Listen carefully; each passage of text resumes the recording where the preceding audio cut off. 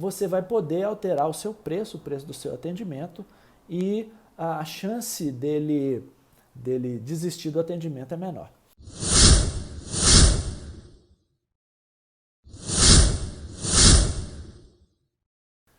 Bem-vindo ao Saúde e Finanças, o espaço que dá dicas para o profissional de saúde superar os seus problemas financeiros de carreira.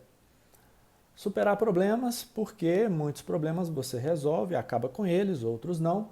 Eles continuam ali, mas podem não estar te afetando mais o suficiente para te incomodar. Você resolveu aquilo, superou aquele problema, apesar dele ainda estar ali. De carreira, porque nós não vamos falar de investimentos, não vamos falar de finanças pessoais, vamos falar de finanças profissionais, da sua vida profissional aqui, como profissional de saúde. E o assunto de hoje é como que eu consigo aumentar o preço da minha consulta sem perder pacientes. Pois é, todo mundo tem o receio de que, se reajustar o valor da sua consulta, pode correr o risco ali de perder alguns pacientes. Isso é natural, é normal, e nós precisamos entender primeiro por que isso acontece para conseguir lidar bem com essa situação. Primeiro vamos entender o que é o preço. Preço não passa de um valor numérico, uma quantidade de dinheiro que você resolveu associar à sua consulta, à sua sessão, ao seu atendimento, à sua aula. E o preço é um índice para o paciente da expectativa que ele pode ter em função do serviço que ele vai receber. Então, se você estabelece o preço da sua consulta como a média do mercado, do seu mercado concorrente, daquelas pessoas que prestam o mesmo serviço que você, então o paciente vai esperar um valor semelhante aos outros profissionais que cobram aquele mesmo preço. Se você, por outro lado, estabelece um preço abaixo do preço de mercado que os seus colegas, seus concorrentes estão cobrando, quando a pessoa fica sabendo do seu preço, ela já entende, já subentende, já cria nela uma expectativa de que o valor que ela vai receber por aquela consulta vai ser menor que dos seus concorrentes. E o contrário também é verdadeiro. Ou seja, quando você estabelece um preço acima da média de mercado, a expectativa do seu cliente, do seu paciente potencial, é de que ele, quando pagar por aquela consulta, ele vai receber um valor maior. Bom, isso é preço. Então, quando você estabelece um preço, o que você está fazendo é estabelecendo o seu posicionamento no mercado, certo? Então, você está dizendo para o mercado consumidor quem que você quer atender. Na nossa pirâmide econômica da nossa sociedade, nós podemos enxergar como a base da pirâmide a grande maioria das pessoas que podem pagar preços mais baixos.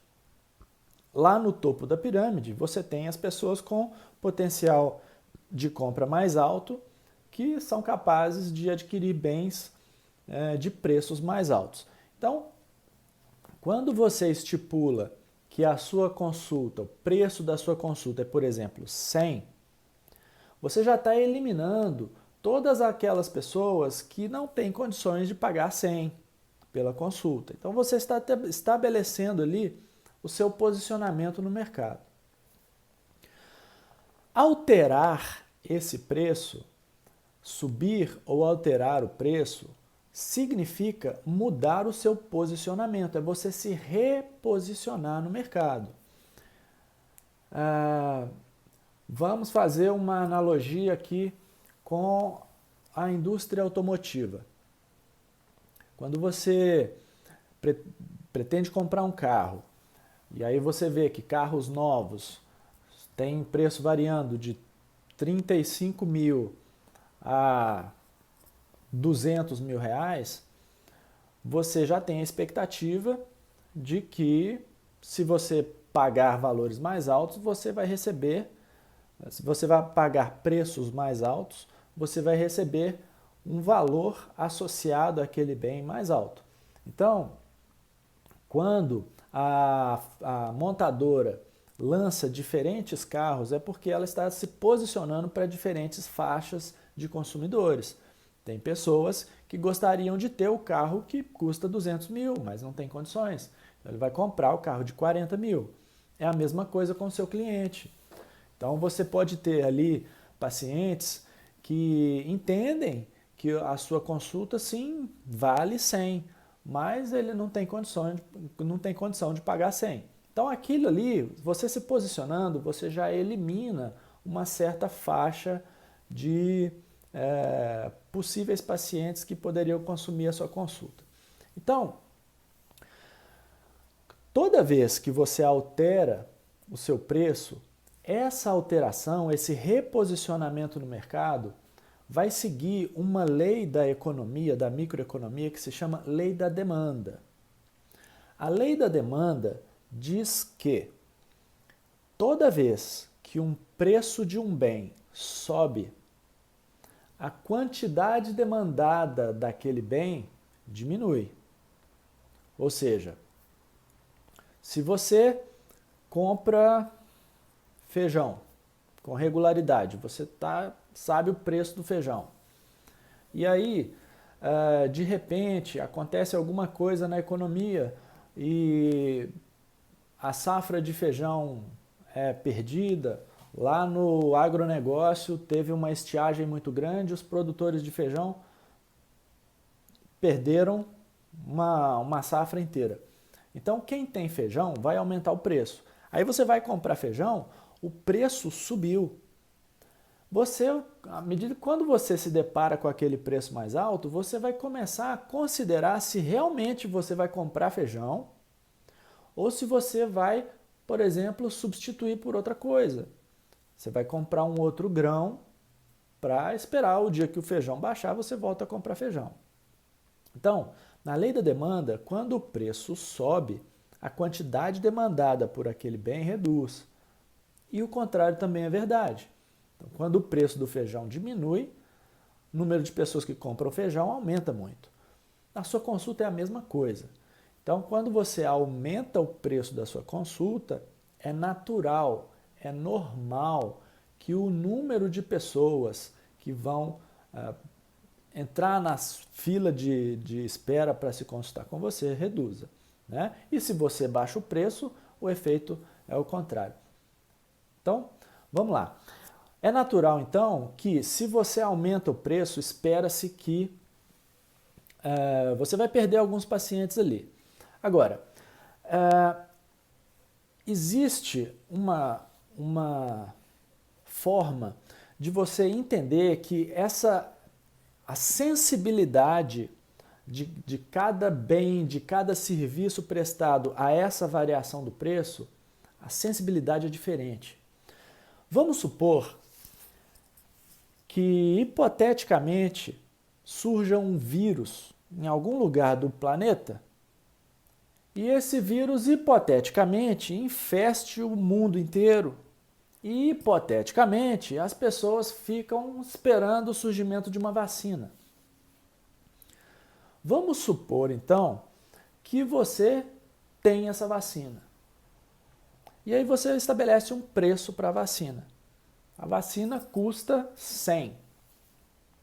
E você começa a vender vacina, você vai ver que a sua agenda lotou, você vai ver que tem fila de espera para ter acesso à vacina e você começa a falar, bem, já que tem tanta gente esperando, acho que eu posso subir o preço dessa vacina, eu posso me reposicionar nesse mercado. As pessoas que podem pagar 100, eu vou agora cobrar 1.000, vou multiplicar por 10. E aí você reposiciona o preço, você muda o preço estratosfericamente, aumenta de 100 para 1.000. Nessa situação, o que vai acontecer é que algumas pessoas vão chegar lá para comprar vacina e falar, toma aqui 100. Fala, não, não é 100 mais, é 1.000. Nossa, 1.000? É, então espera aí um pouquinho. A pessoa pega o telefone e liga, olha, mãe, estou aqui para comprar vacina, mas eu esperava que fosse 100, o preço aumentou, agora é 1.000. Você me arruma 900? A mãe dele, sim, arruma 900. Estou transferindo para sua conta, tá na sua conta agora. A pessoa pega lá, passa aí no meu cartão de débito, porque o dinheiro já está na minha conta. Então, a pessoa começa a se esforçar, mesmo que ela não tenha capacidade de comprar aquela vacina, ela dá um jeito de arrumar o dinheiro para fazer a compra. Por que que isso acontece? Porque aí nós começamos a lidar com um outro conceito de microeconomia que se chama elasticidade preço da demanda. Elasticidade preço é justamente essa sensibilidade que a demanda tem em função da variação do preço. Então, se eu vendo a vacina que resolve o problema do vírus da pandemia, eu posso cobrar um preço absurdo que as pessoas vão se virar para conseguir comprar aquela vacina, porque é um bem de extrema necessidade.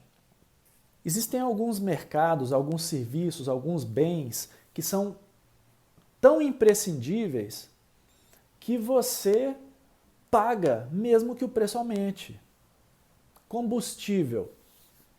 Se aumenta o preço da gasolina, as pessoas não deixam de comprar gasolina. Elas deixam de comprar cerveja para sobrar dinheiro para pôr gasolina no carro. Energia elétrica.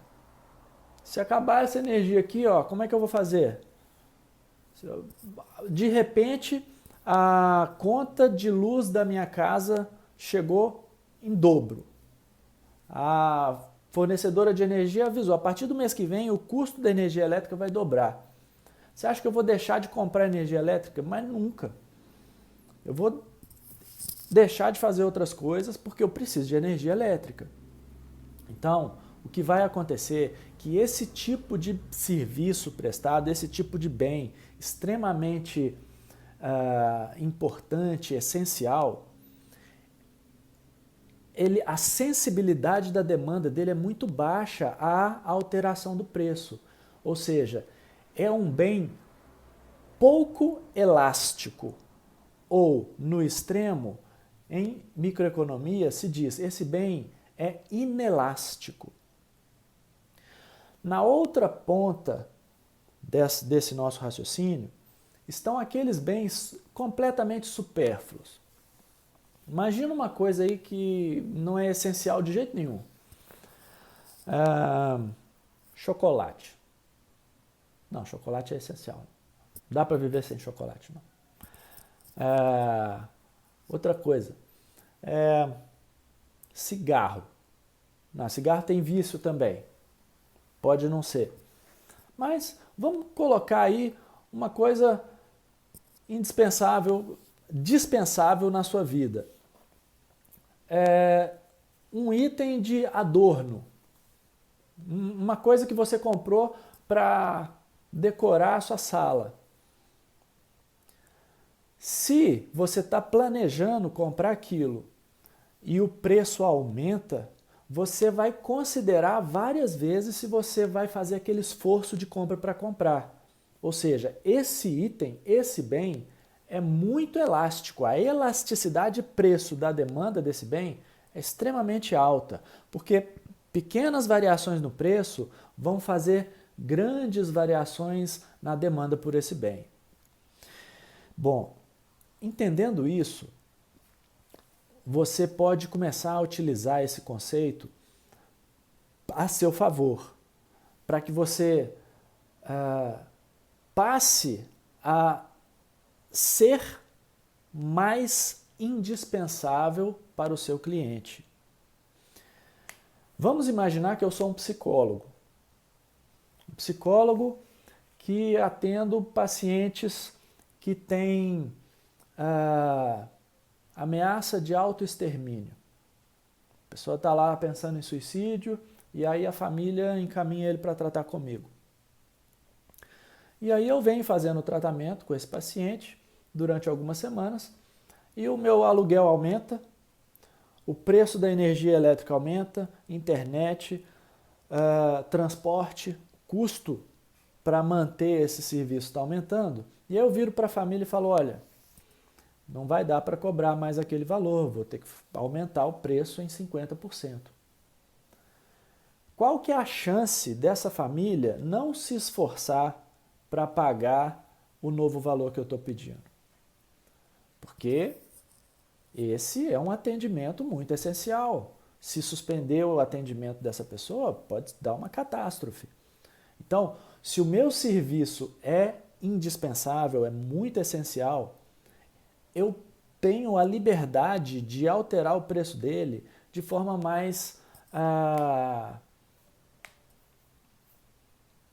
sem ter muita consequência no número de pacientes que eu atendo.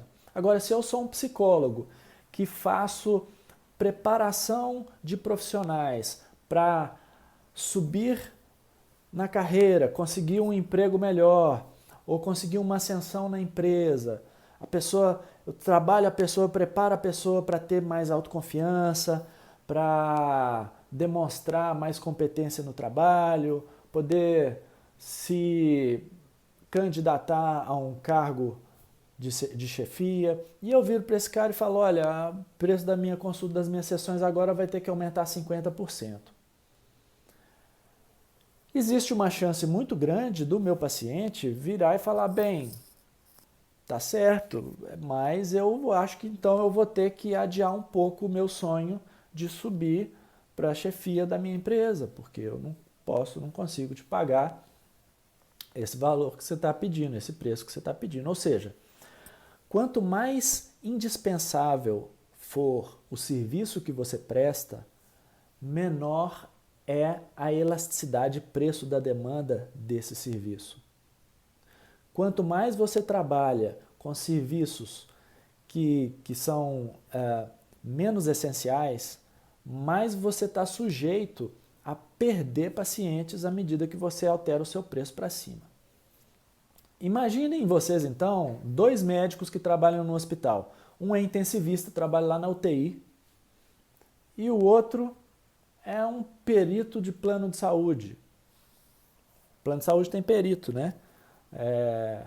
Eles ficam avaliando os pedidos que os médicos estão fazendo de exames, de interconsultas, de procedimentos, para avaliar se aquilo ali está sendo pertinente ou não, ou se está gerando gastos desnecessários para o plano de saúde, né?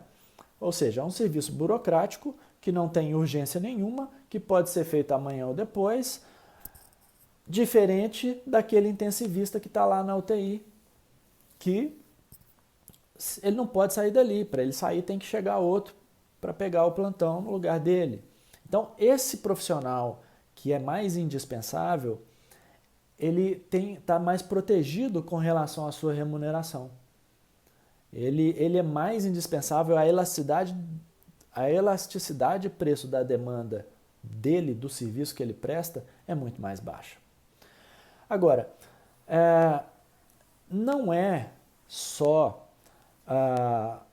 o tipo, a especialidade que você escolheu que vai determinar a elasticidade de preço da sua demanda. Dentro da sua especialidade mesmo, você pode buscar necessidades diferentes do seu paciente que você não está atendendo. Muitas vezes, o paciente precisa de outros serviços que você é capaz de prestar e você nem sabe que ele precisa. Às vezes, nem ele sabe que precisa. Então, uma das maneiras que você pode utilizar esse conceito a seu favor é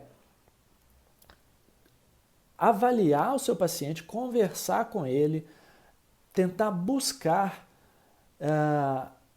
no seu paciente que outras necessidades ele tem, que outras abordagens você pode fazer e, eventualmente, você pode encontrar ali abordagens mais essenciais do que você está prestando para ele hoje.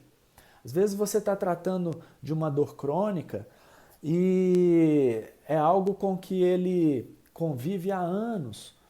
E muitas vezes ele pode ter um outro problema ali que apareceu ontem e ele nem sabia que você aborda aquilo, né? Então é importante você ter esse contato próximo com o paciente para você entender se há outras necessidades que você pode atender dele e se essas necessidades forem mais urgentes, de caráter mais essenciais, você vai poder alterar o seu preço, o preço do seu atendimento, e a chance dele desistir do atendimento é menor. Agora, não é só o caráter de urgência do atendimento que determina a elasticidade de preço da demanda do seu serviço. Existem outros itens importantes. Veja só, a escassez é uma coisa importante. Tá? Tudo que é escasso tende a ser mais valorizado. Então, se a pessoa está no interior, numa cidade do interior, e ela é a única especialista daquele assunto na região, ela vai poder variar o preço dela à vontade, porque não tem outras pessoas ali próximas a ela que prestem aquele serviço.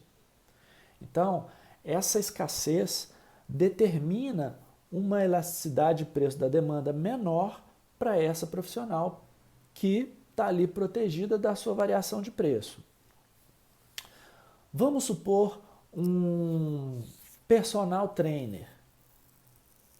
Normalmente, esses profissionais precisam se adaptar ao horário do cliente. A pessoa, para fazer atividade física, não vai fazer no horário que está trabalhando. O aluno do personal trainer é aquele que quer ser atendido antes das 7 horas da manhã, na hora do almoço ou depois das 7 da noite, porque é o horário que ele está livre para fazer atividade física. Vamos supor que um profissional desse, um personal trainer desse, se especialize em fazer um atendimento meia-noite. Será que existe demanda para fazer atividade física meia-noite? Será que existem pessoas que, por conta de plantões de trabalho, horário de trabalho, essa pessoa precisa dormir durante o dia, fica mais alerta à noite, tem um horário livre de madrugada para ser atendido? Deve ter essa demanda. E se esse profissional faz isso, ele vai ser escasso.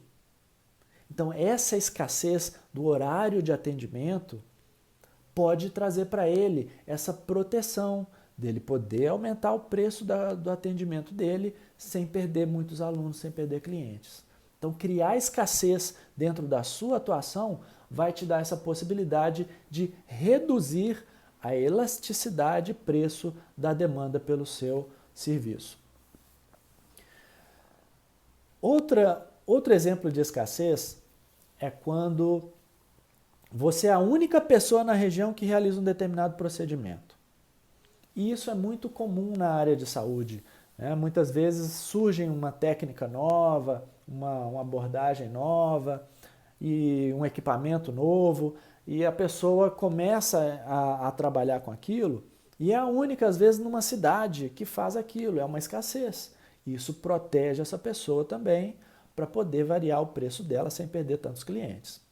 Então, o próximo item que pode gerar essa proteção para você é a autoridade. Quando o profissional é uma autoridade naquele assunto, ele também pode alterar o preço dele. Já ouviu aquela conversa? O melhor ortopedista da cidade. Esse cara é muito requisitado. Liga para ele e tenta marcar uma consulta para a semana que vem. Você não vai conseguir. A agenda dele está assim, porque ele é uma autoridade naquele assunto. Então essa autoridade dá para ele a liberdade, a proteção de poder aumentar o preço sem perder tantos pacientes.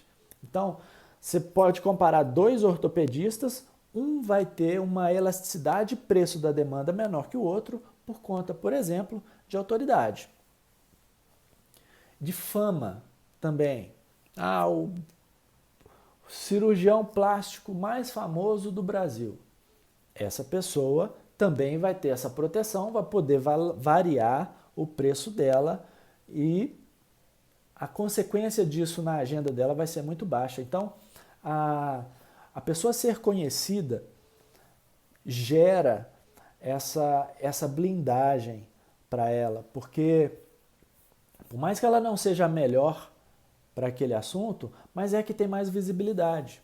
Ela está aparecendo, as pessoas sabem que ela produz, que ela presta aquele serviço, e aí a procura por ela vai ser maior, e quando você tem uma procura grande, você tem essa elasticidade, preço da demanda mais baixa, e aí você está protegido para modificar seu preço à vontade.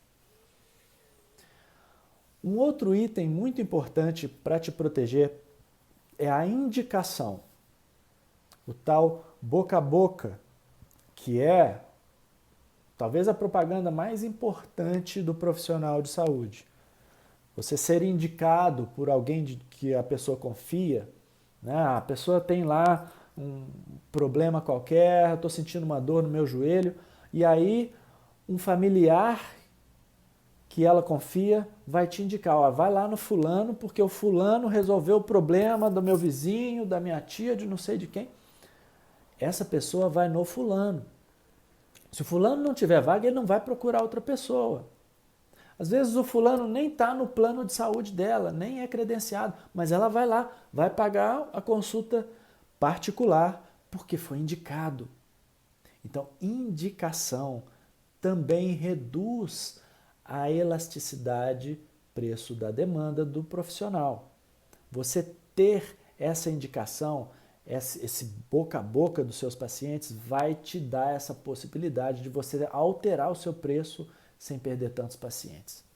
Continuando, um outro item importante que vai te permitir fazer essa alteração do seu preço sem sofrer tanta perda de paciente é o senso de o tempo que a pessoa tem para pensar, para considerar se ela vai se consultar com você.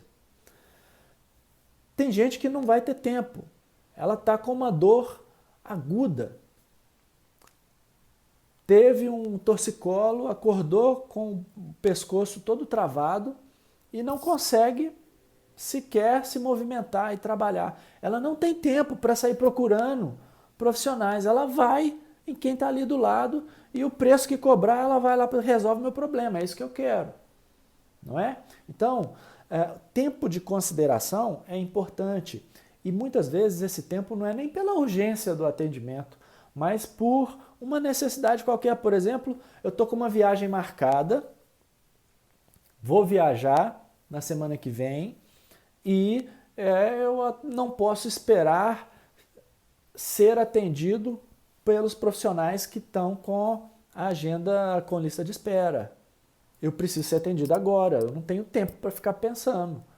Então, apesar de eu não estar com um problema agudo, eu preciso ser atendido antes da minha viagem. Então, o tempo de consideração do paciente, do paciente potencial, considerar se ele vai ou não comprar a sua consulta, isso também te protege e permite que você altere o seu preço sem perder tanto paciente. E um outro item aqui é quanto menor o impacto econômico daquela compra tiver naquela pessoa, mais protegido você está. Imagina, se você vê um aumento de preço num item que é muito barato, algo que custa R$2, dobrou de preço para 4, muitas vezes você nem pensa, você compra. Agora, alguma coisa que era 2.000 mudar para 4.000, aí você fala, opa, peraí, porque o impacto econômico de 4.000 é muito maior do que R$4. Isso significa que o seu posicionamento no mercado vai te dar ou não essa proteção. Então, se você atende as pessoas com poder aquisitivo mais baixo, você vai estar menos protegido. Se o seu público, ao contrário, tem um poder de compra muito alto, então, variações de preço ali, para eles não fazem a menor diferença. Sabe, eu tive paciente, uma época eu tive uma clínica no bairro Serra, aqui em Belo Horizonte, uma clínica de hidroterapia, e eu tinha uma paciente que morava no mesmo quarteirão. Ela tinha que contornar o quarteirão assim para chegar na clínica. E uma vez ela ligou lá falando que não ia naquele dia porque o motorista dela não estava disponível. Ele tinha ido levar o neto no inglês e o motorista não estava lá, ela não ia sair de casa. Quer dizer, bastava ela andar meio quarteirão e ela chegar, mas ela não faz isso. O hábito dela é sair de casa, da garagem, dentro do carro com o motorista para ir até a clínica. Ou seja, esse tipo de pessoa, se eu dobrar o preço da minha consulta, ela nem vai sentir, ela nem percebe. Então, o impacto econômico que a sua alteração de preço provoca no seu cliente também determina a sua elasticidade de demanda, a elasticidade de preço da demanda pelo seu serviço. Ok? E aí, para concluir hoje esse papo aqui que a gente teve, eu quero te dar uma dica. Analise os serviços que você presta para o seu paciente. Entenda se os serviços que você presta estão dentro desses itens que eu comentei, que te protegem, que te blindam, que permitem que você altere o seu preço. Porque se você está oferecendo serviços que não tem tanta urgência, que a pessoa tem muito tempo para considerar se vai comprar ou não, se tem muitos concorrentes em volta, você não é o único ali da região, se não é um item de necessidade imediata, o seu serviço não é para manter a vida da pessoa, se você não é uma autoridade naquele assunto reconhecida, se você não é muito conhecido, famoso, então você está muito sujeito a variações de demanda se você mexer no seu preço. Então comece a planejar um pouco diferente a sua carreira, os serviços que você presta, para você ficar mais protegido. Porque mais cedo ou mais tarde você vai ter que aumentar o seu preço, porque a inflação acontece sempre. E a gente precisa acompanhar a inflação, pelo menos, porque senão o nosso lucro vai sendo corroído. Os gastos vão aumentando, a receita não, daqui a pouco você não consegue se manter.